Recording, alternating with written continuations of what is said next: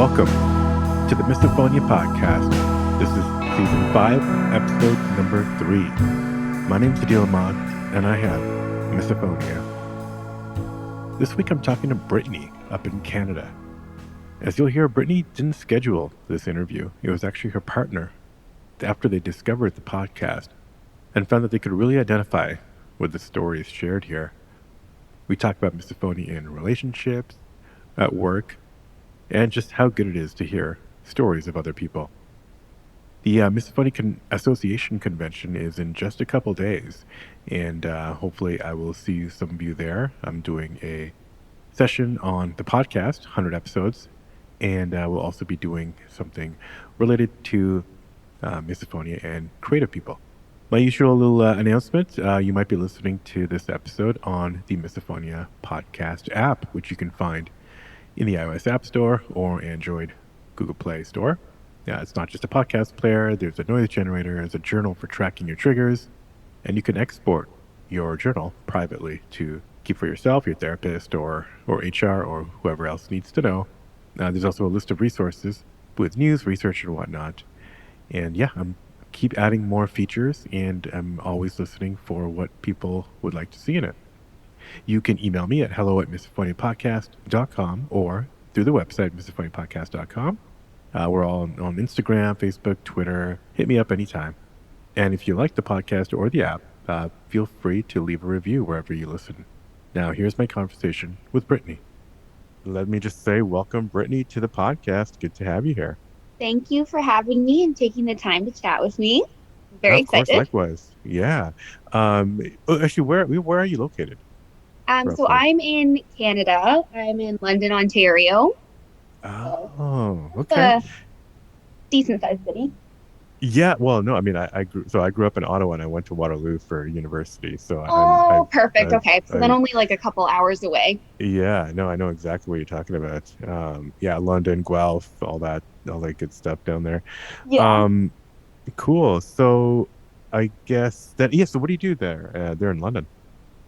So I grew up in London and I went to school here for university as well. At Western? No, actually Fanshawe, I should say college. But okay, yeah, I went to college here for interior decorating and design. So I'm actually a kitchen designer now. Interesting. Off topic, I'll delete this, but yeah, we're looking to get our kitchen remodeled, and it is funny.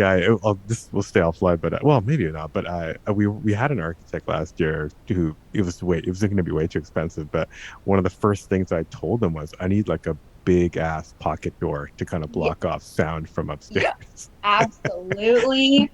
I know people probably wouldn't understand. I would understand that. But it took me a while to explain, but they finally got it. You don't understand. Yeah. I just need sound barrier from the noisiest part of the house. Right. Okay, cool. That's awesome. Yeah, interior design, decorating. That's great.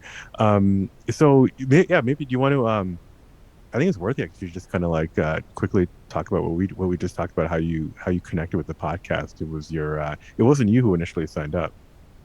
No, it wasn't. So I've heard about the term misophonia a few years ago for the first time, and I kind of knew that that's what I had, but I never really wanted to look further into it. It was kind of like a denial thing almost. And then it was starting to get really, really bad a few months ago. So I started just kind of Googling different almost topics about it to see if anybody else had ever posted anything or talked about anything, because I've never ever met or heard of anyone else that's ever had it. And then I found this blog almost, and it suggested your podcast to listen to. And I started listening to it, and I'm not lying, I teared up a little bit because I felt like so seen, and it was crazy to hear other people talk about these triggers and like how they react, because I felt so crazy for so long, and to like hear other people say that they want to like set their house on fire if they hear someone chewing loudly. It was like so amazing to hear someone else say that. And I was reading the description for your podcast, and just the fact that you take time to put white noise over it and take out as many trigger sounds as you can.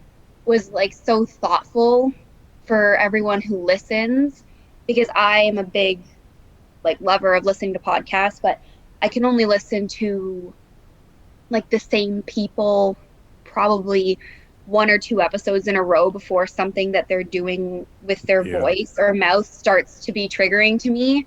So I have to like take a break from listening to them, if that makes sense. But I could listen to like 10 of these podcasts in a row without anything making me feel like icky. that's And great. it was so amazing. So I was obviously extremely happy that I found this. And I told my boyfriend, because I was listening to it nonstop, I told him that he should listen to it too while he's working, to maybe try to get a better understanding of what I'm talking about and going through, because I obviously, as many people with this do, feel like you're harping on the people that you love and spend time with and like nagging them about their sounds and everything. So I thought maybe getting him to listen to this would help him understand that it's not him, and that I trying to not make him feel bad. And he started listening to it and he's like, wow, this is amazing. And I think he saw on your socials that you were doing interviews, and he surprised me and signed me up for a slot because he knew I probably would never do it on my own.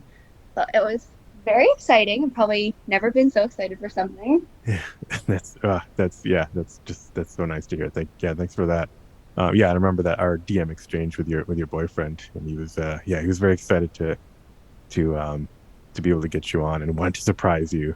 Yeah, it was So that so was happy. It cool. was like Christmas came Yeah. early. Well, then let's get into that story, I guess. So yeah, it's interesting. So it seems like things really picked up a few months ago. Like obviously you knew about it for a while. Yeah. Was there a lot more triggers, or was it just you, I don't know, you were just something made you more aware of it? I think it's because like I've always struggled with it. I just think I don't know if it's the stress of the pandemic or the like my job, but obviously stress makes it more Yeah. evident. And I think I was just like getting to a breaking point where I was like, this is ridiculous. I need to try to cope with this and maybe work through it. Obviously, you can't get rid of it, but I was just getting frustrated, I think, and wanted to try to help myself so it didn't. It's just sad, as I'm sure you and everyone else can understand, to feel every single day like some sort of tension and anger towards people that you Hmm. love. So I was just trying to find ways to deal with it almost.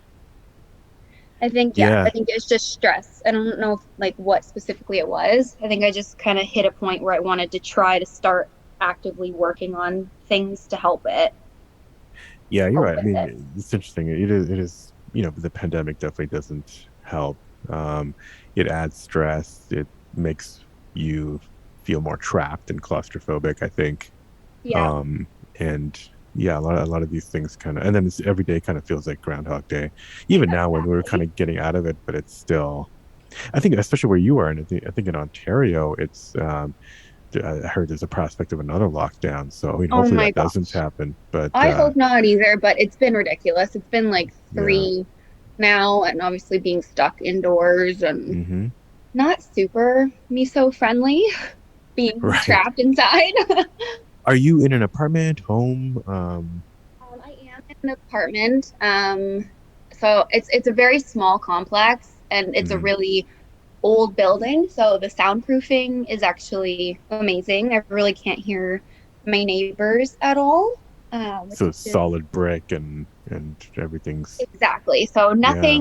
nothing really in my own home triggers me, which I am very, very grateful for. I actually enjoy working from home for the most part now. I still do have to go into the office because we're technically kitchens are apparently very essential. So um, I still do have to go to the office, but Yeah. my boss is very flexible and lets me work from home a few days a week just to have a break and Recovery, yeah. exactly. So my specific office that I'm at now is pretty segregated. Most people have their own offices, which is amazing.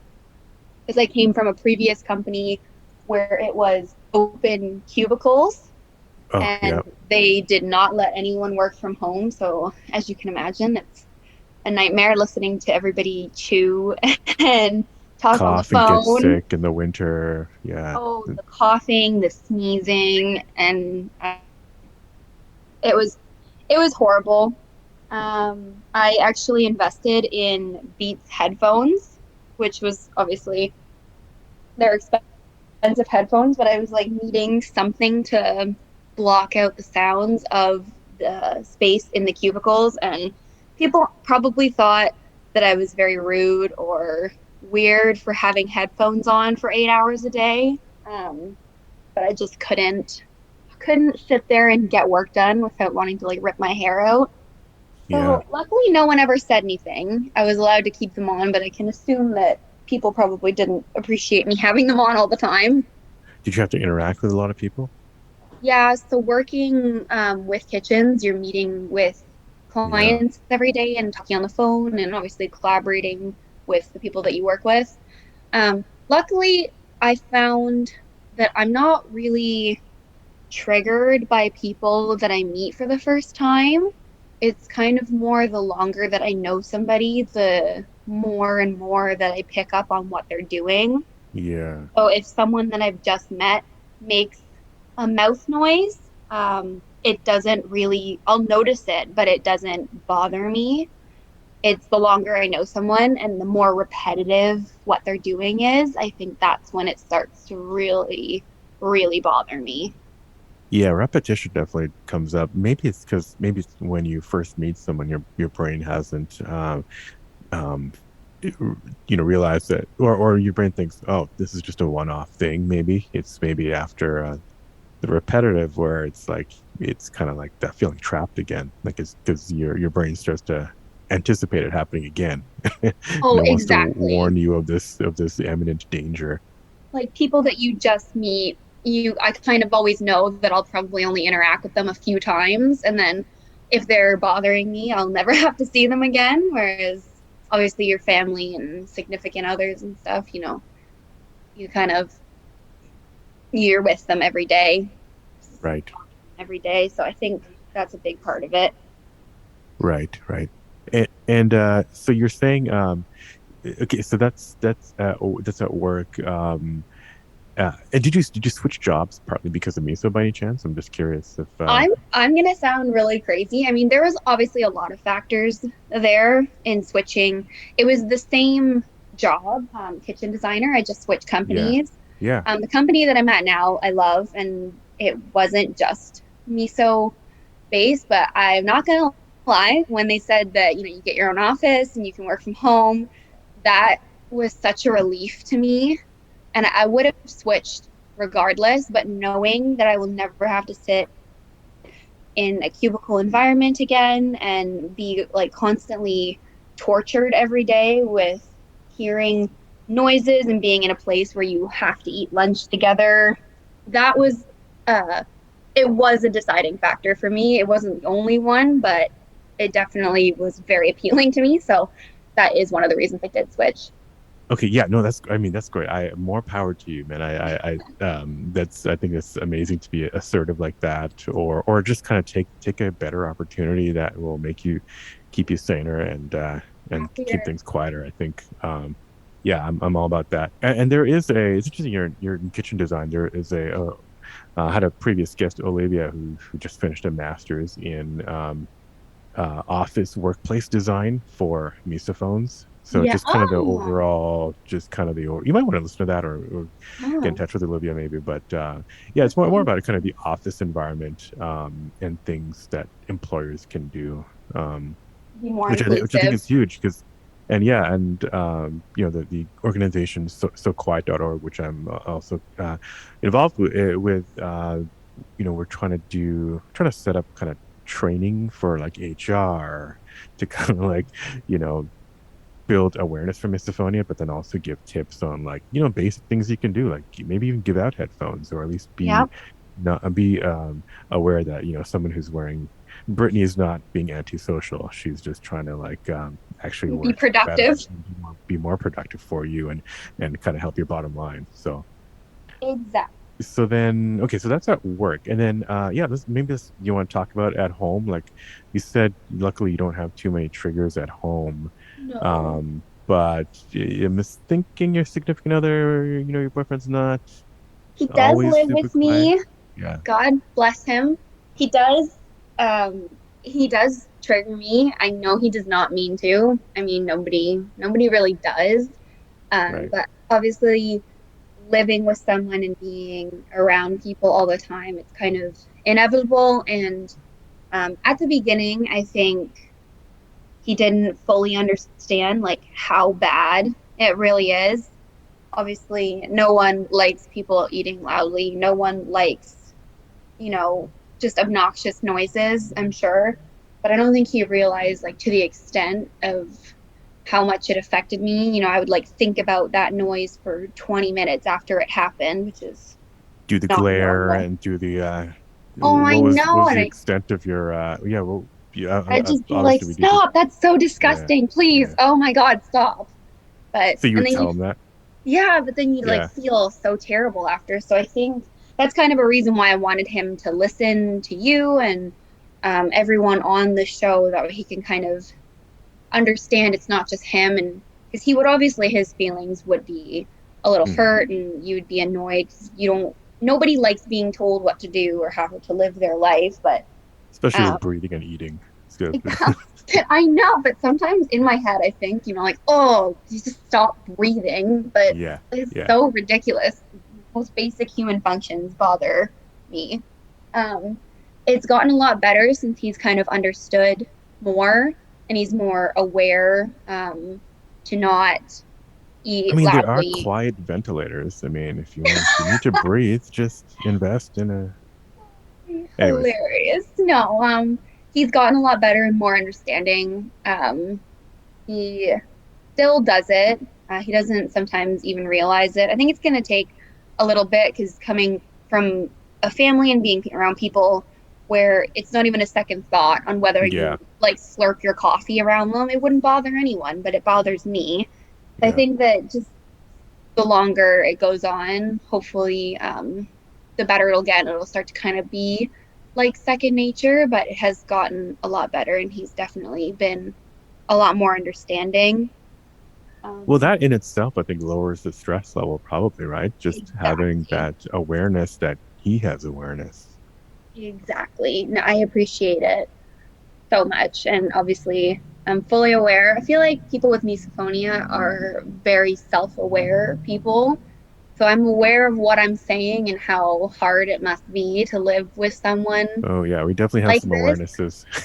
Yeah. Exactly. And I do feel for not even just him, like my whole family. Because it's almost you give yourself this complex in your head where you're like putting yourself on a pedestal almost because you're so aware of what you say and how you sound and how you eat. And it's almost like you're always trying to be very proper. So you look down upon people when they're just living their life and they're not thinking Right. about anyone and their surroundings and how they're coming across. So it's hard You feel because like you're judging. Yeah. exactly like you feel like a very judgmental person, but then it's counteracted by beating yourself up constantly for being this person and not being able to just Mm-hmm. be relaxed and let people live their life and not trying to control how they live. But something that I'm trying to work on is letting people be and just making them aware that I have this problem without constantly nagging them. So hopefully, my hope is being more open with people is they'll just know and understand so I don't constantly have to tell them, if that makes sense. Absolutely. Yeah, that's kind of what one of the goals of this podcast too is yeah, just to get more stories out there that people somehow hear. Um, and yeah, and if you've binged a bunch of episodes, you've probably heard the shame and guilt that gets mentioned of, people being angry but then feeling bad about it and in that cycle. Absolutely. It's not because you know that it's not fair. to them, but it's also you have to give yourself some grace because I'm sure if any of us had the choice, we would make it stop. But you Pretty sure that's unfortunately, 100%. Yeah. yeah, Or you very can't. close to 100%.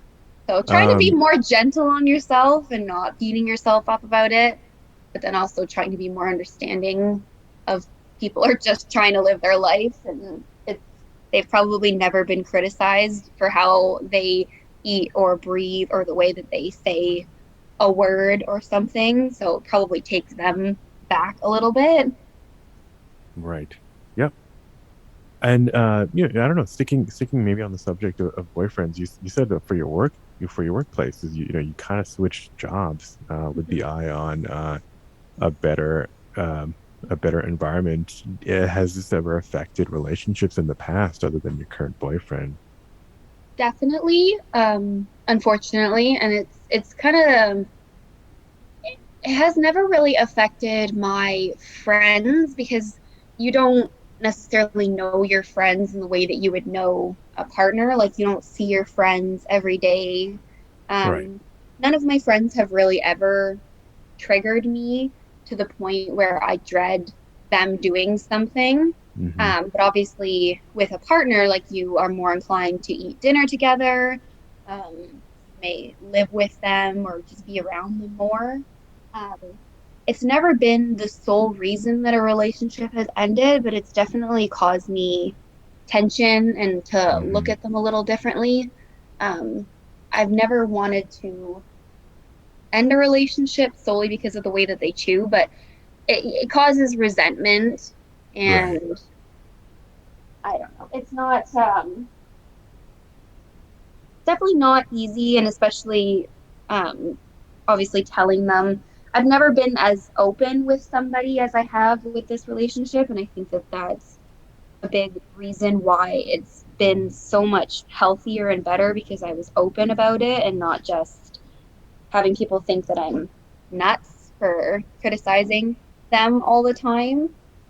Yeah, Um, it's a great sign.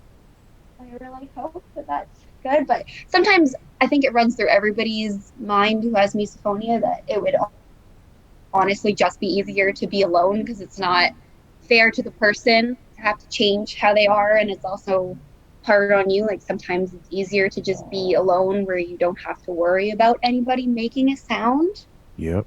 at all because you're just with yourself. But it's obviously not healthy to just force yourself to be alone when you are human, and most humans do want human interaction. So I think that the best thing to do for everyone is to just try to be open, and if your partner is willing to accept and be open about it as well, then I think that it's something that you're going to have to work through together. But it's definitely affected past relationships, and I'm very happy that this one has been going well and is the healthiest, I think. Yeah. From my brief interaction with your boyfriend on Instagram DMs, he sounds like a great dude. So yeah, I wish you both the best. Thank you. Um, what about the rest of your family? Do you want to maybe kind of go back to or the early days? Like Yeah. when did things start happen for you? So I have this very like distinct memory. I feel so horrible because it's not anyone's fault. Obviously, everybody feels bad complaining about people they love. But my mom has um, the way that she says her S's is very like hissy, if that makes sense. Yeah. And it's like a very high pitched sound. And I remember when I was like 6 or 7 years old, I remember noticing it for the first time. And then every time she would do it, it would just bother me so much. I would just like want to run away. I would not want to be in the same room. I wouldn't want to talk. And I remember my little self like writing in my diary about how much the way that she said it bothered me. And as I was writing it, like thinking how weird that is. Um, Mm. I don't know why I specifically remember that, like writing it down, but that's the first memory that I have of it.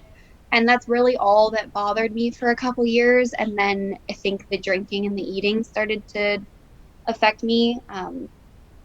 Like on my way to school, I remember just begging my mom to please not drink her tea in the car with me, and remembering how crazy that sounded, because she would just look at me and be like, why? Why can't I drink my tea around you? You know, like that's not normal. Um, those are the only things I can really remember about being young, and they never really looked into it. They just thought that that was weird, and we didn't really talk about it other than when I Yeah. asked them to stop doing things. I'm sure they knew that something was up, but nothing was ever pursued. Like I never talked to a doctor or anything. Um, and it only really started getting bad in high school, when I started dating people. Like my first serious relationship is when I remember it becoming a real problem, because obviously I'd never spent that much time with one person before other than my family. So I think it only started getting really bad in high school and then throughout college, and obviously now it's not ignorable. Um, but that's really the earliest memory that I have. And my parents, I've just started being more open with them about it. And my mom kind of said like she always knew something was wrong, but still don't really talk about it, but they are aware of it now.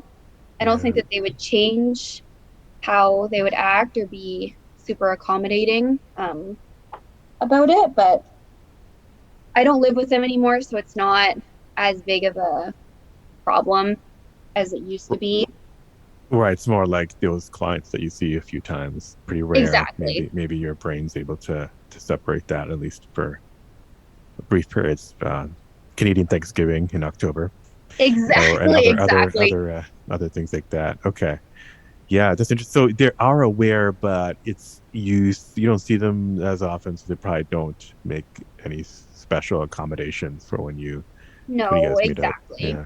Yeah, Hmm. exactly. I probably only see them like once a week, which isn't too much. It's like bearable. And normally, I find the more people that I eat around, the easier it is to deal with. Like Thanksgiving, when there's 10, Mm. 12 people, because it's so many noises, it's hard to like pinpoint one to bother me versus one Right. on Who to one or glare just at and who to exactly, judge. exactly. Yeah.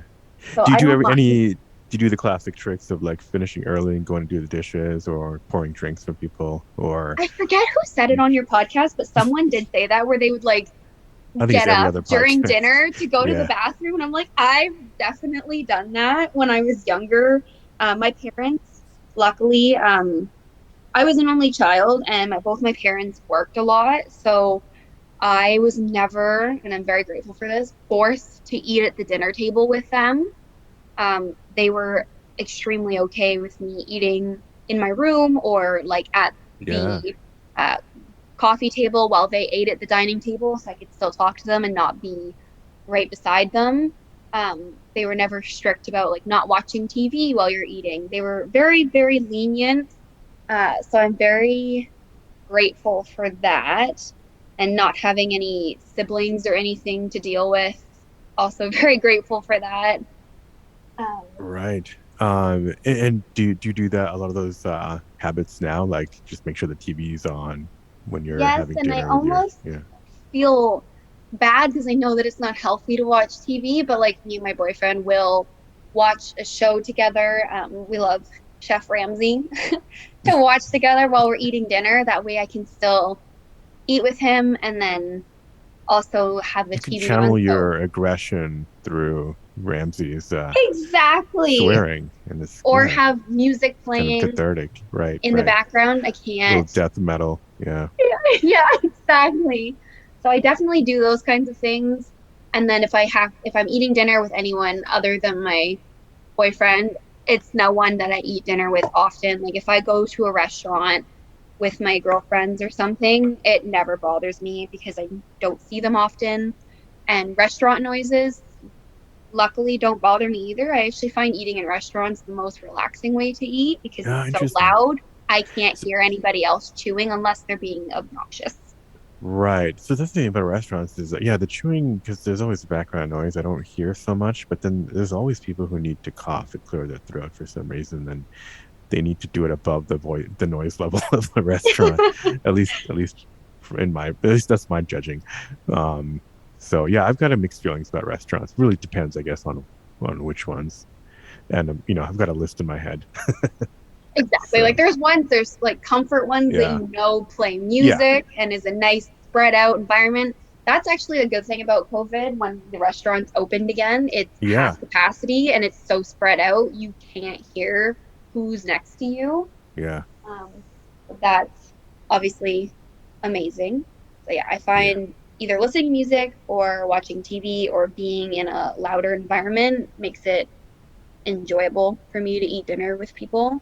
Um, I do get jealous of people who can like sit at a table and have like a nice, quiet, romantic dinner and just like talk while you're eating because I can't do that. Yeah, yeah, But nowhere chance. I mean, ex and I'll go to yoga or meditation or something afterwards, and I'm like, whoa, this is such a different feeling than what's supposed to be relaxing, which is sitting in a restaurant eating. Like I would think yeah, that it's like it's such a huge difference, and that's when I realized, oh, there is a lot. Even when I think I'm relaxing in a restaurant, there's a lot of tension. yeah. Oh, constantly, So, constantly. so you said, when you were growing up, there was no thought of maybe going to see a doctor or therapist. I'm just curious, have you ever had any other you don't have to tell me, but have you gone to therapists for any other reasons other than misophonia? And because there are a lot of people have like comorbid conditions like anxiety and Yeah. other things that are kind of related, and sometimes it gets misdiagnosed. I'm just curious if you've had any kind of experience with getting any kind of like a mental health treatment. Yeah, I like growing up, my family, they don't look down on therapy or anything, but um they're not so much of like a talk about your feelings type of Mm-hmm. family. So that was never brought up. That was never an option for me. They never offered to, get me into therapy. So it only ever started getting better when I kind of took it into my own hands when I moved out. Obviously, moving out is extremely helpful when you have misophonia because like living Right. alone is so much more relaxing than in an environment with other people. Um, but I actually just recently talked to my doctor about a month ago. Uh, Your primary. yeah, I Yeah. haven't gone, like, I did go to her about going to a therapist, but something about talking to someone about something that's so unheard of is almost intimidating. It's Mm, hard for people because they'll listen, but I don't, like, no one really understands unless you have it. So they can think in their head, like, okay, the sound of eating bothers you. I get it. But they don't know the extent in which it bothers us. So I did finally go to her because I was having some just not great mental health days. So I just kind of mm, wanted to let her know. I didn't really think that she could do anything for me. I just sort of wanted to tell her finally. And I did tell her what it was, and she actually was very open and interested about it. Like she got up and immediately went to go get her phone and Googled it, like right in front of me, and started reading some mm, articles about it. mm-hmm. And was like, this is so interesting. I've never heard of this before. And she kind of laughed and said she feels better because she just read a sentence saying that like 90% of doctors don't know what it is. So she's like, oh, I feel like such a better doctor because I felt terrible for not knowing what this was. Yeah. But she had suggested possibly going on medication to help cope with not only that, but just some of the symptoms that like come along with having misophonia. Like I struggle with anxiety and depression as well. And I think the depression is honestly just because living with misophonia is very hard on you, Mm-hmm. constantly Mm-hmm. being Mm-hmm. bothered and feeling like a terrible person. Um, so she put me on medication for OCD and Mm-hmm. depression because Mm-hmm. OCD is kind of what they're closely linking to misophonia, just the constant thoughts and need to control your environment. And obviously, nothing's ever going to fix it because it's in your head. But I do have to say, like, talking to her and having her accept it and then being on the medication for the past month has significantly improved it. Obviously, sounds still bother me, but I think the aftermath of it, if that makes sense, isn't there for the next 20 minutes. Like, I don't feel icky thinking about it constantly. Yeah. So that has been extremely helpful. So she's kind of come up with a plan for the next year of coming in and talking with her and um, sort of monitoring it. And when I did go up for a follow up appointment, she actually said that she had spent hours researching it, which made me extremely happy that she was into it enough to take the time to learn about it. So hopefully that's one more person that knows about it That's and more fantastic. aware. She was very Yeah. hopeful. She's like, honestly, maybe you'll grow out of it. I was like, Yeah. Okay. I don't. Keep I reading. love the optimism. I don't think so, but I love the Right. Right. optimism. Yeah. Yeah. Keep Googling. Seriously. But no, but that's great. I tell people, and I had the glazed look from my doctor as well when I mentioned it, but I kind of like I just pushed forward and tried to just want to bring it up so that at least it's in some database somewhere that a researcher can maybe search through Uh-huh. some anonymous database Absolutely. and maybe your doctor will be at a conference and then she'll bring it up, in passing, and you never know how these things kind of reverberate I really and hope um so. and so it's great that you're taking care of yourself, but then also I think you're helping. I mean, that small act is going to help people, I think. So Well, the fact that's that she great. thought it was so interesting makes me Hmm. hopeful that she was interested enough to tell her friends and other doctors who might be more into the Right, psychology field. right. Maybe she would mention it to them. That would be my hope. The more Yeah, people who can actually do something about it. yeah. You're increasing the odds of that happening. So that's a positive thing. It's great that that you're finding that it's helping a little bit. So you're finding that that kind of recovery time, that 20 minutes for you is starting to shorten a little bit, or the amplitude maybe is not as great.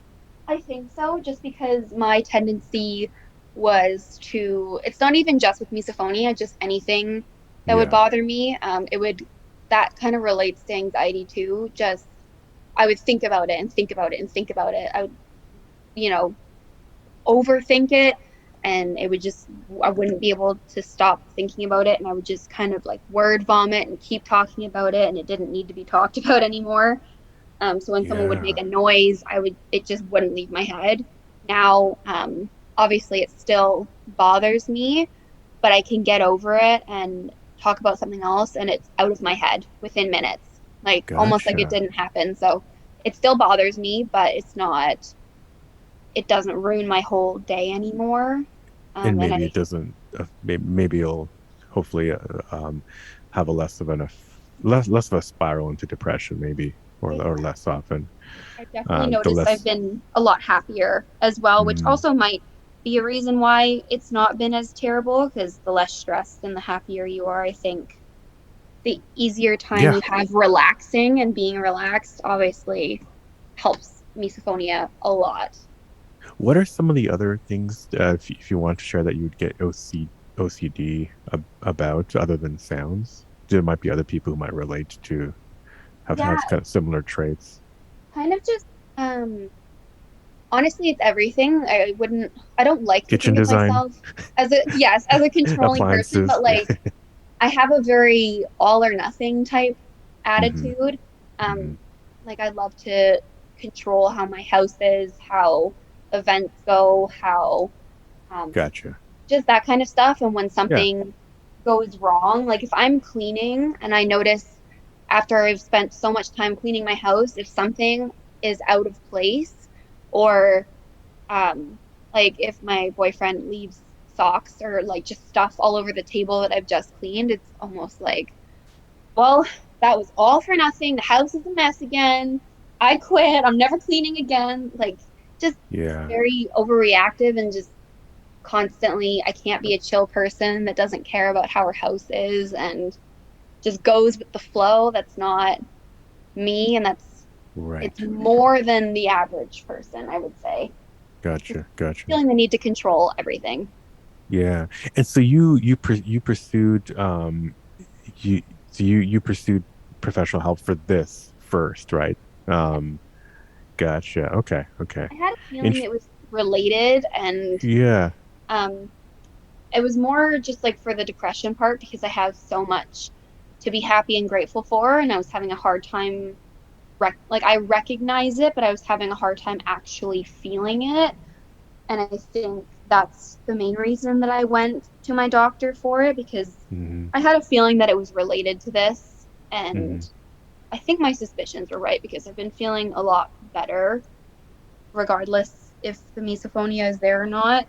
I've been having an easier time enjoying every day instead of worrying about when I'm going to be triggered next.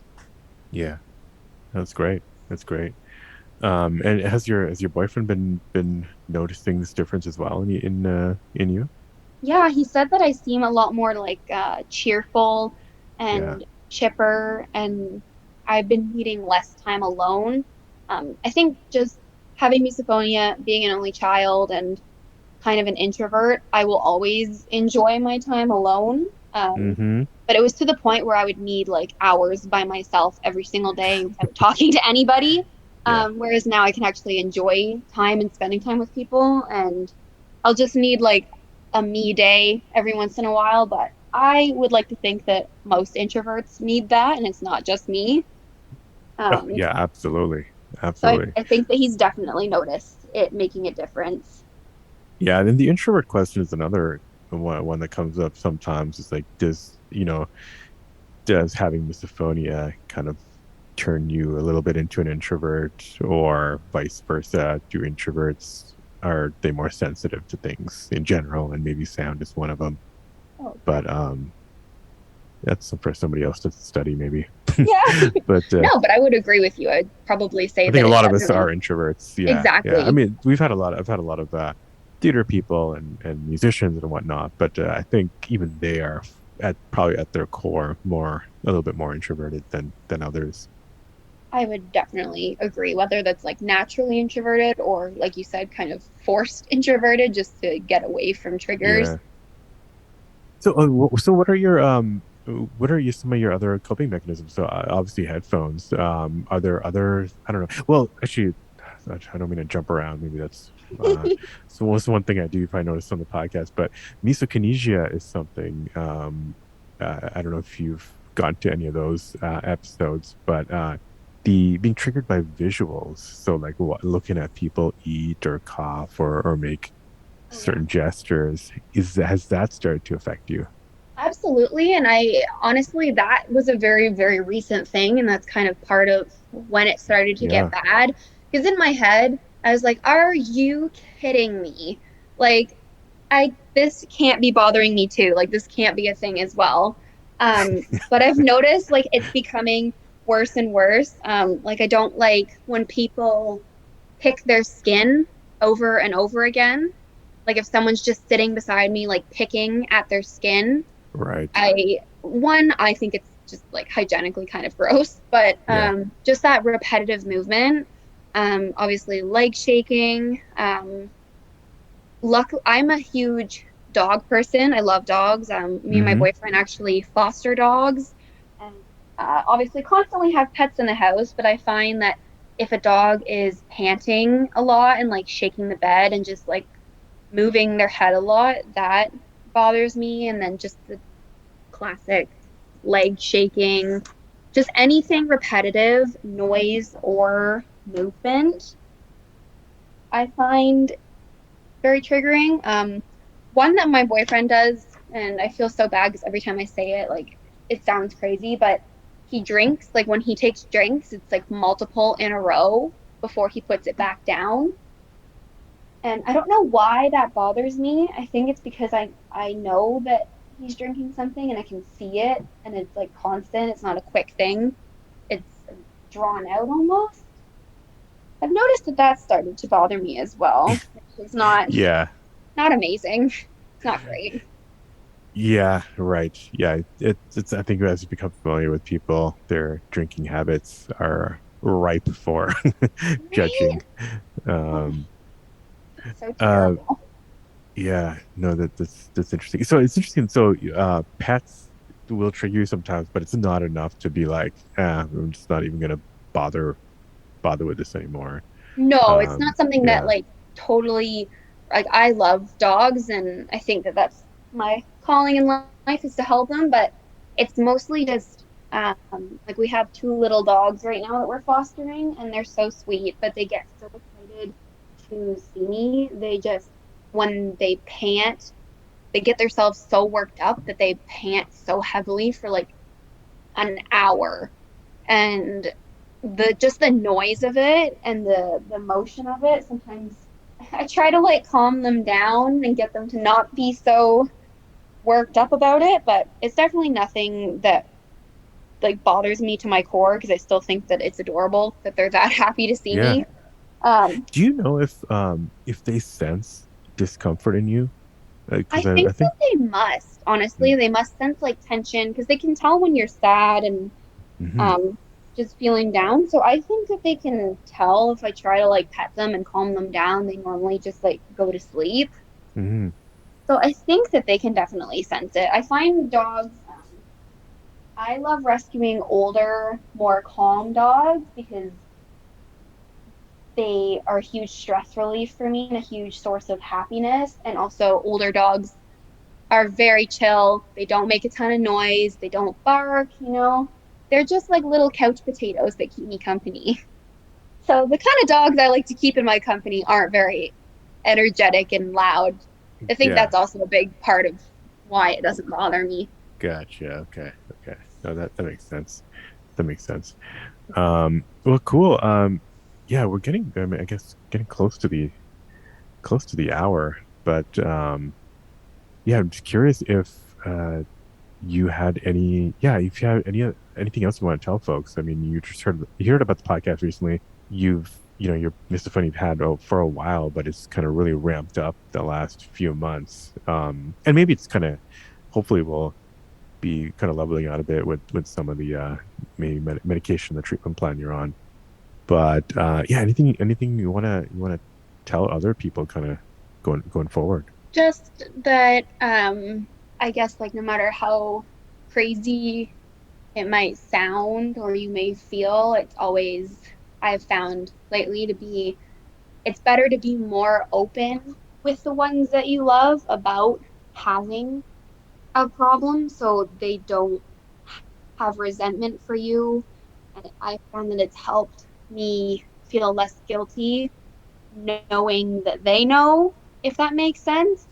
So just try to be open. I feel like people who try to bottle it up and pretend like it's not there, it's gonna get so much worse. So just trying to be open and accepting and doing what you need to do to get through the day, like me wearing headphones. If it helps you, don't feel weird about it, I guess, and just accept that that's kind of part of who you are and it's okay. Nobody asked for this. Nobody asked to have Hmm. misophonia.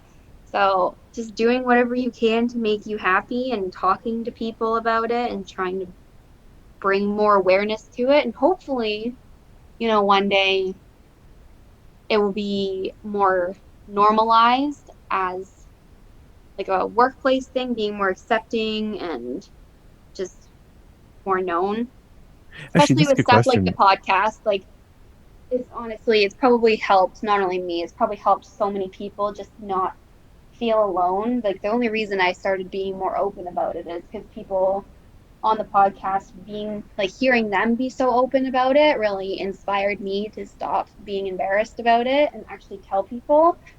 I can't tell you how much better my life has gotten since listening to it. Oh, that makes me feel great. And yeah, I hope it continues. Um, yeah, and actually the one question I had was also, I mean, I have not been in Canada for like 20 years, like living there, but Yeah. I'm curious, like what like, you, I don't know how often you tell people, but you say you're trying to be more open about it. I'm always curious, like how misophonia is understood in different countries. I mean, Canada's so much the U.S., but Yeah.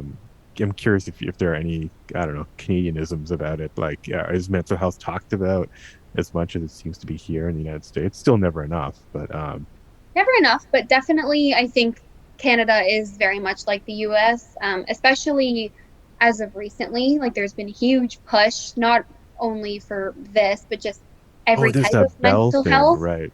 Yeah, There's like that, there's just been a huge push to have it more talked about and yeah. taught in schools and be more accepted in workplaces. Like I know a lot of workplaces are going to start to implement like um, building in sort of like vacation days, but you get like 3 mental health days a year, like paid mental health days, if that makes sense. Yeah, yeah. And having more check-ins, saying like, how are you doing? How's it going? And more team building exercises.